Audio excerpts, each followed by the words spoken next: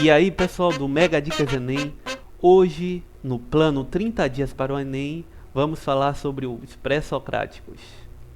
O que é essencial conhecer sobre os pré-socráticos? Primeiro, pré-socrático pode ser chamado de físicos ou de cosmologistas, pois são as mesmas coisas. Eles são os primeiros filósofos e marca a divisão entre o pensamento de Sócrates e os que vieram depois e o pensamento dos primeiros filósofos.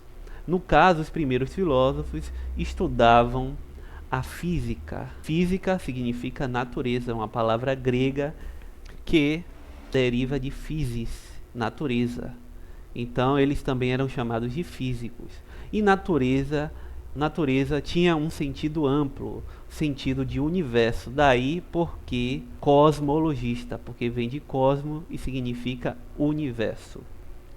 A característica desses filósofos pré-socráticos é que pouca coisa se tem deles e as ideias deles eram opostas.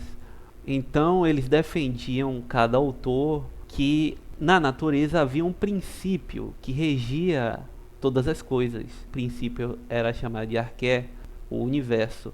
Cada autor falava de uma ideia. Alguns falavam que o princípio era a água, outros falavam que o princípio era a terra, outros diziam que era o ar, outros diziam que era o éter, e assim vai. Então cada autor entendia que na natureza havia um princípio. Tales é considerado o primeiro filósofo e a principal frase dele é que a água era o princípio de todas as coisas.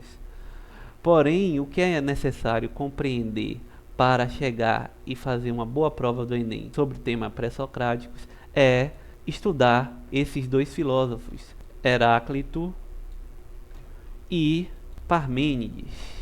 Cada um desses filósofos falou sobre um tema essencial na tradição filosófica.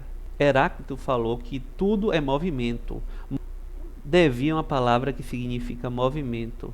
E o elemento fundamental representado na natureza, esse movimento, é o fogo. O fogo por si mesmo é inconstante. Então, devir, movimento, mobilismo é a característica da filosofia de Heráclito.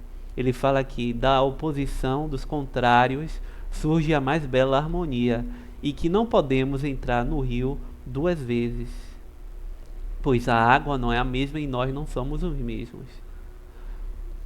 E para defender justamente a ideia de mudança, que tudo está em mudança, em eterna mudança. Já Parmênides falava o contrário, dizia que tudo está imóvel. Parmênides defende o imobilismo, tudo é uno, ou seja, tem uma unidade, entende que há dois caminhos, o caminho do ser e o caminho do não ser, e este não podemos chegar. Divide conhecimento entre verdades e opiniões. Verdade em grego se chama aletheia e opinião em grego se chama doxa. O caminho da verdade se chega através da razão, do logos, e o caminho da opinião é incerto. A nossa visão nos engana, então a percepção nos engana. A grande dica que eu dou para vocês aqui é o seguinte: os filósofos posteriores, como Platão e Aristóteles, tentam conciliar esse pensamento, o pensamento sobretudo de Heráclito e Parmênides. Um fala do movimento, o outro diz que tudo é imóvel. E nas teorias filosóficas, tanto de Platão quanto de Aristóteles, vão falar de devir e unidade, verdade e opinião. É isso aí, pessoal. Inscreva-se no nosso canal, dê um like e até a próxima. Um abraço, tchau.